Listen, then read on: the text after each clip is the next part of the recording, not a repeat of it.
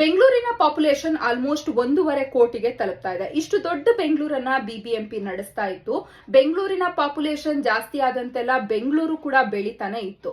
So ಈ ಬಿಬಿಎಂಪಿಯನ್ನ ಈಗ GBA ಅಂತ ಹೇಳಿ ಮಾಡ್ತಾ ಇದ್ದಾರೆ, ಅಂದ್ರೆ ಗ್ರೇಟರ್ ಬೆಂಗಳೂರು ಅಥಾರಿಟಿ ಅಂತ ಹೇಳಿ. ಈ ಗ್ರೇಟರ್ ಬೆಂಗಳೂರು ಅಥಾರಿಟಿಯಲ್ಲಿ 3 ಅಥವಾ 5 ಮುನಿಸಿಪಲ್ ಆಫೀಸ್ಗಳು ಇರುತ್ತೆ, ಮುನಿಸಿಪಲ್ ಕಾರ್ಪೊರೇಷನ್ಗಳು. ಒಂದು ಬೆಂಗಳೂರು ನಾರ್ತ್, ಮತ್ತೊಂದು ಬೆಂಗಳೂರು ಸೌತ್, ಇನ್ನೊಂದು ಬೆಂಗಳೂರು ಸೆಂಟ್ರಲ್ ಅಂತ ಹೇಳ್ಬಿಟ್ಟು ಈಚ್ ಮುನ್ಸಿಪಲ್ ಕಾರ್ಪೊರೇಷನ್ ಅಲ್ಲೂ ಕೂಡ ಆಲ್ಮೋಸ್ಟ್ 125 ವಾರ್ಡ್ಸ್ ಇರುತ್ತೆ. ಈ ಹಿಂದೆ ಬಿಬಿಎಂಪಿಯಲ್ಲಿ ಆಲ್ಮೋಸ್ಟ್ ಬೆಂಗಳೂರಲ್ಲಿ 198 ವಾರ್ಡ್ಗಳಿತ್ತು. ಇನ್ನು ಮುಂದೆ ಒಂದೊಂದು ಮುನ್ಸಿಪಲ್ ಕಾರ್ಪೊರೇಷನ್ ಅಲ್ಲೂ ಕೂಡ 125 ವಾರ್ಡ್ಸ್ ಇರುತ್ತೆ ಅಂತ ಹೇಳಿ ಅಂದಾಜ್ ಮಾಡ್ಲಾಗ್ತಾ ಇದೆ.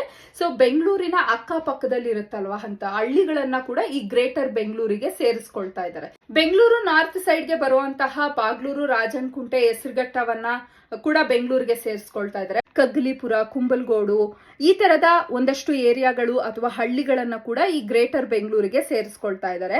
ಆಲ್ಮೋಸ್ಟ್ 120 ಡೇಸ್ ಅಲ್ಲಿ ಗ್ರೇಟರ್ ಬೆಂಗಳೂರು ಅಥಾರಿಟಿಯನ್ನ ರಚನೆ ಮಾಡ್ತೀವಿ ಅಂತ ಹೇಳಿ ಸರ್ಕಾರ ಹೇಳ್ತಾ ಇದೆ. ಬಿಬಿಎಂಪಿಯನ್ನ ಈಗ ಡಿವೈಡ್ ಮಾಡಿ ಗ್ರೇಟರ್ ಬೆಂಗಳೂರು ಅಥಾರಿಟಿ ಅಂತ ಮಾಡ್ತಾ ಇರೋದ್ರ ಬಗ್ಗೆ ನಿಮ್ಮ ಅನಿಸಿಕೆ ಏನು ಅಂತ ಹೇಳಿ ತಿಳಿಸಿ.